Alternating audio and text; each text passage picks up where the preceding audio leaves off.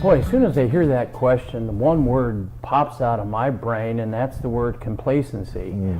I think what happens to a lot of people is after doing something for a few years, 10 years, 20 years, they do develop a complacency, especially if they have kind of an income they're comfortable with. I have always said that one of the greatest motivators for people is the need to be comfortable. And that's one reason why at times to get more comfortable you have to maybe be a little bit uncomfortable, which means you bite off a little more than you can chew. And I remember many years ago when I started making a little money, I said, I've got to get a car. As you know, I had a motorcycle. And I said, I'm going to go for it. And I went into the Cadillac dealership. I was now just about almost 20 and had a pretty good year. And so I went in and I looked young, and he goes, yes, your parents with you? And I said, no, I'm looking to buy a car. And the guy was probably really old, 40. Anyway, he says, you're wanting it? I said, yeah, I want to get a new Cadillac. That's been my goal, and I've been saving and scrimping, and I'm ready to pay cash. Well, you could have knocked him over with a feather. And his attitude really changed well.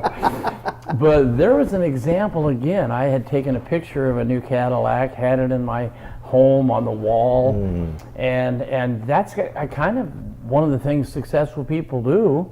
Besides speaking properly to people, they also have that written goal that they're working for.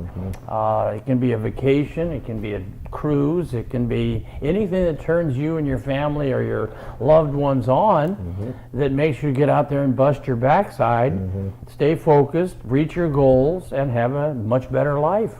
Well, and you talked about, complacency being an issue, and I think if you go back to the golf analogy that we've talked so many times about, and people like Tiger Woods or all of the people that are focused on the major championships. Right. They aren't thinking about just this tournament or just that tournament. So they never can get complacent, because every single time they tee up the ball, they have to go out and have 4 solid rounds in a row. Right. In order to win a tournament like that. That's right. So to be able to do that, that focus, that consistency has to be there. And you can't show up knowing the talent of all of these other people that are out there trying to make the same thing happen. Right. And in sales, it's the same way. Because there's so much information available, the last thing you want to do is become complacent today, because then the challenges are going to pile up so quickly, you're going to fall out of the business at some point. Right on.